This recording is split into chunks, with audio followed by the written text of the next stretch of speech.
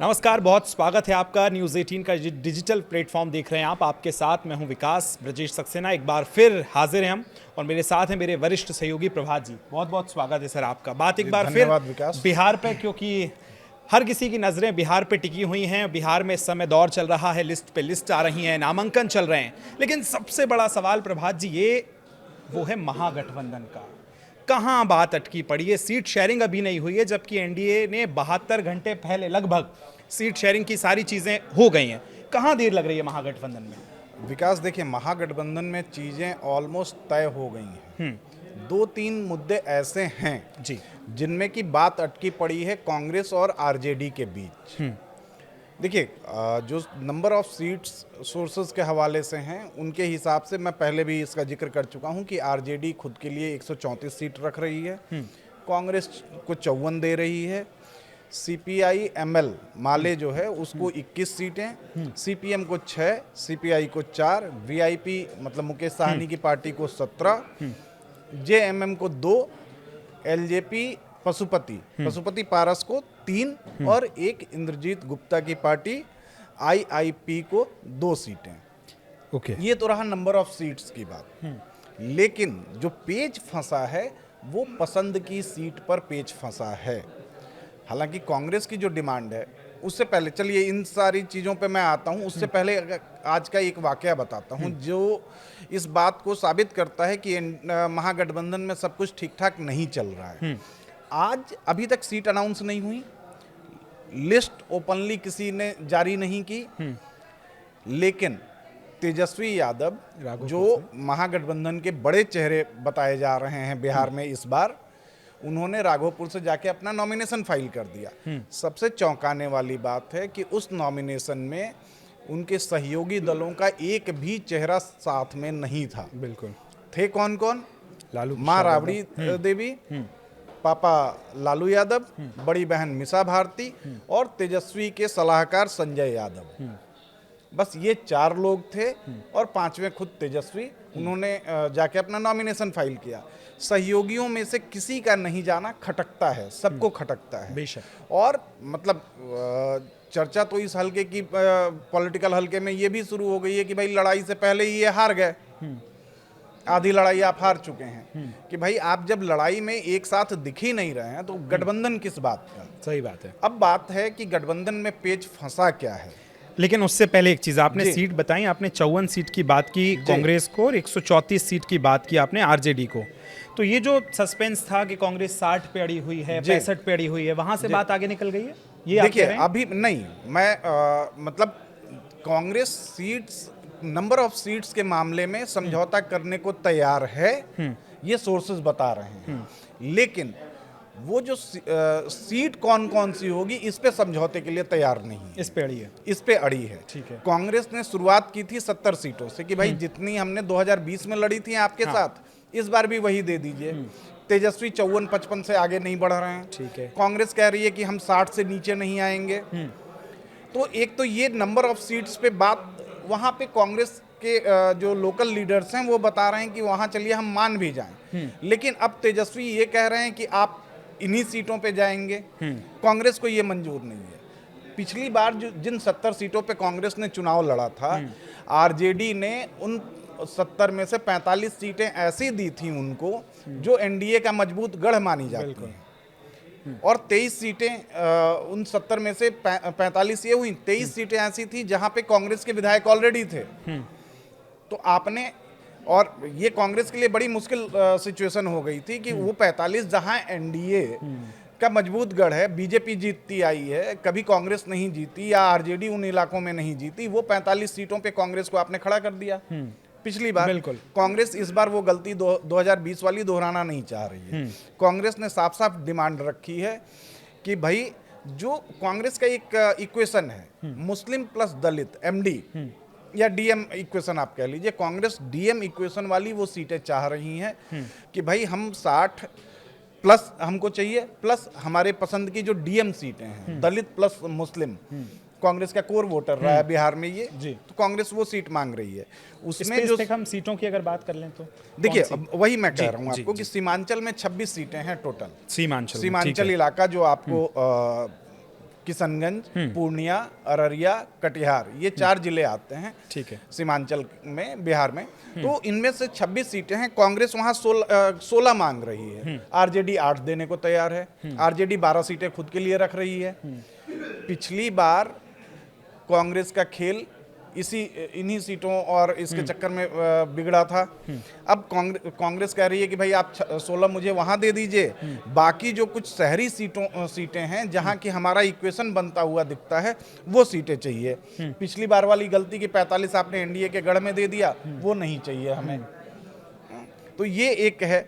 दूसरा कि मुकेश साहनी और लेफ्ट भी अपनी अपनी पसंद की सीटें मांग रहे हैं। सीपीआई एमएल ने 18 सीटों पे अपने उम्मीदवार का नाम का ऐलान कर दिया है। पिछली बार उनको 19 मिली थी, इस बार अभी उन्होंने 18 पे ऐलान कर दिया। इस बार सोर्सेज बता रहे हैं कि 21 सीटें आरजेडी उनको देने वाली है, 18 पे ऐलान कर दिया। लेफ्ट के बाकी जो 2 पार्टियां हैं, सीपीआई और सीपीएम, उन दोनों को मिला के 10 सीटें देने को तैयार हैं। उन्होंने 7 पे अपने उम्मीदवार उतार दिए हैं। आरजेडी खुद के लिए 134 सीटें रख रही है, उसमें आरजेडी ने 40 सीटों पे अपने उम्मीदवारों के नाम का ऐलान कर दिया है। अब ये पेच फंसा हुआ है मेन कांग्रेस और आरजेडी के बीच। कांग्रेस ने एक कंडीशन और रखी थी कि आप 135 लीजिए, लेकिन आप जो जेएमएम और एलजेपी पशुपति के लिए जो आप 5 सीटें निकाल रहे हैं, वो आप अपने खाते में से निकालिए।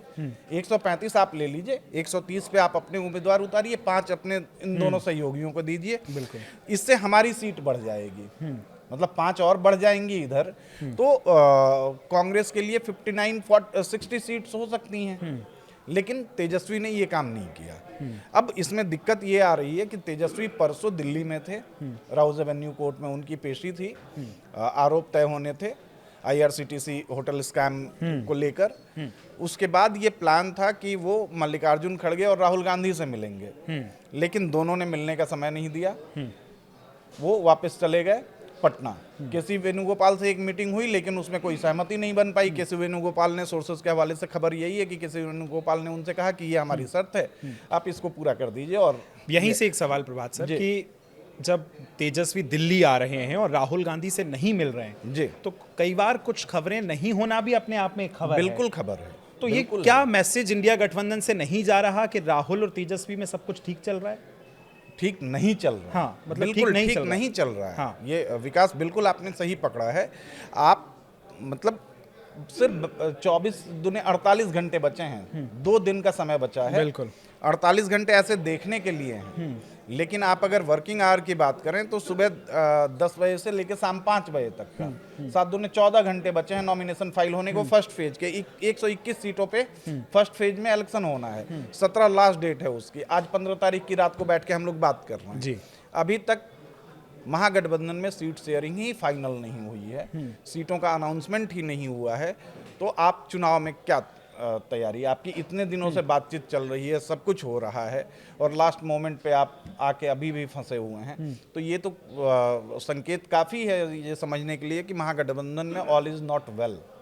अच्छा, एक सवाल और, अब इसमें तमाम दर्शकों को, जब ये हम सोशल मीडिया पे देख रहे हैं अलग अलग जो प्रतिक्रियाएं आ रही हैं, उसमें सवाल ये कि क्या इस बार कांग्रेस ज़्यादा होमवर्क कांग्रेस ने किया है? क्योंकि कांग्रेस, जैसे आपने बताया कि कुछ सीटें ऐसी हैं, कांग्रेस कह रही है कि हमें 12 चाहिए, वो कह रहे हैं हम 6 देंगे। मतलब 1-2 सीट का अंतर भी होता तो लगता कि थोड़ा मतभेद है, लेकिन पूरा 6 मतलब 50% का आप ये देखिए ना, सीमांचल वाली सीट की ही मैं बात कर रहा हूँ आपको। हाँ। कि सीमांचल में 26 सीटें हैं, 26 में से कांग्रेस कह रही है कि 16 आप दे दीजिए। और आप जब सीमांचल का इक्वेशन समझेंगे तो सीमांचल का इक्वेशन ये है कि ये चारों जिले जिनके मैंने नाम आपको लिए ना, किशनगंज, अररिया, पूर्णिया और कटिहार, ये चारों मोर देन 40% टू 70% के बीच वाले मुस्लिम पॉपुलेशन वाले इलाके हैं। इनमें मतलब किशनगंज तो ऑलमोस्ट 70% मुस्लिम पॉपुलेशन का इलाका है। अररिया भी आपको मोर देन 60% वाला मुस्लिम पॉपुलेशन का इलाका है। पूर्णिया में थोड़ा सा परसेंटेज कम है, 45 के आसपास है। कटिहार भी 40 to 45% मुस्लिम पॉपुलेशन होल्ड करता है। और ये आप मतलब वो उठा के देखें तो ये चारों जो लोकसभा हैं, किशनगंज, अररिया और आपको पूर्णिया और कटिहार, ये कभी कांग्रेस डोमिनेटिंग थे। मतलब तारिक अनवर कांग्रेस के सांसद रहे हैं और वहीं से उन्होंने जीत दर्ज की थी। निश्चित तौर आप 1989 का अगर उठा के देखें लोकसभा इलेक्शन, एमजे अकबर लोकसभा पहुंचे थे 1989 में उसी सीट से, किशनगंज की सीट से। तो ये जहां कांग्रेस को यहाँ लगता है कि ये उसका, और लगता ही नहीं है भी कि मुस्लिम एक कैडर वोट माना जाता रहा है खासतौर पे बिहार में, और वो अभी भी कैरी ऑन हो रहा है कि भाई वो कांग्रेस के साथ है पारंपरिक तौर पे।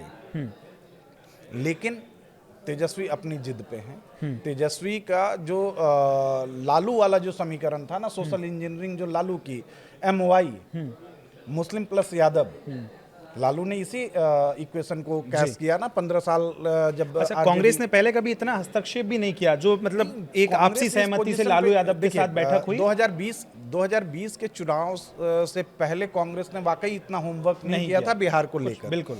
लेकिन 2020 से 2025 के बीच कांग्रेस ने होमवर्क किया है। और मैं फिर कहूंगा यहाँ पर कि पिछले साल के लोकसभा सीटों के नतीजे, लोकसभा चुनाव के नतीजे कांग्रेस को काफ़ी इनकरेज कर रहे हैं अपने अलाइज पार्टनर से बार्गेन करने में, निगोशिएट करने में। मतलब भाई कांग्रेस 44-54 से उठ के 99 पे आना, तो ये कांग्रेस के लिए इनकरेजिंग फैक्ट है, जो इनकरेज कर रहे हैं कांग्रेस को कि वो अपने अलाइज पार्टनर से बात करें। भाई आप 70, ठीक है, 70 से कांग्रेस नीचे उतरने को तैयार है, ये संकेत कांग्रेस की तरफ से मिले हैं, कांग्रेस के लोकल लीडरशिप की तरफ से भी मिले हैं और सेंट्रल लीडरशिप ने भी किया है। लेकिन कम से कम आप उसको उस रिप्रेजेंटेशन में तो नंबर्स देंगे। ठीक है, आप नंबर्स पे भी आप कह देते एक बार को कि ठीक है हम 60 प्लस नहीं दे रहे हैं, हम आपको 55 या 56 ही दे रहे हैं, लेकिन आपकी पसंद की सीटें हम दे रहे हैं। जो असहमति की सर आपने बात की और कहा कि 20 में इतना होमवर्क नहीं था, उस पर अब एक अफवाहें कह लें या सोशल मीडिया पे बड़ी चर्चा है, उसके पीछे एक नाम बड़ा आ रहा है कि राहुल गांधी को इस बार उनकी जो टीम है और खास तौर पे जो बिहार प्रभारी हैं अलावरू साहब, जो वॉर रूम के भी पहले अध्यक्ष बनाए गए थे, और ये कहा गया कि अभी तक जो चुनावों में बिहार में कांग्रेस का अध्यक्ष बनाया जाता था वो पटना जाता था, लालू प्रसाद यादव से मुलाकात करता था और उसके बाद इतने मतभेद नजर नहीं आते थे। लेकिन अलावरू साहब अभी पटना भी नहीं गए, वहाँ मुलाकात भी नहीं हुई, और एक मैसेजिंग है राहुल गांधी से कि आप थोड़ी डिस्टेंसिंग जो है मेंटेन करें। बिल्कुल, आप देखिए, इसको समझने के लिए ना आप थोड़ा सा और पीछे चलें कि मैं अभी 2 दिन पहले भी इस बात पे चर्चा कर रहा था कि 1990 में बिहार में जनता दल की सरकार बनी। उस समय जनता दल हुआ करती, बिल्कुल, लालू यादव मुख्यमंत्री बने। उससे ठीक पहले कांग्रेस का शासन था बिहार में।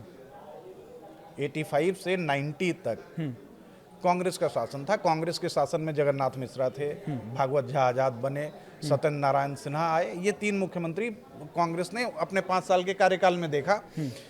चुनाव से ठीक पहले 89 का वो दौर रहा होगा, 89, क्योंकि 90 मार्च में चुनाव हुए थे। उस दौर में 89 से लेकर 90 तक, चुनाव से पहले तक 2 मुख्यमंत्री कांग्रेस ने बदल दिए। जगन्नाथ मिश्रा के बाद भागवत झा आजाद आए, भागवत झा आजाद के बाद सत्येंद्र नारायण सिन्हा आए। या हो सकता है कि सत्येंद्र नारायण सिन्हा पहले हों, मैं अभी बहुत ठीक से रिकॉल नहीं कर पा रहा हूँ।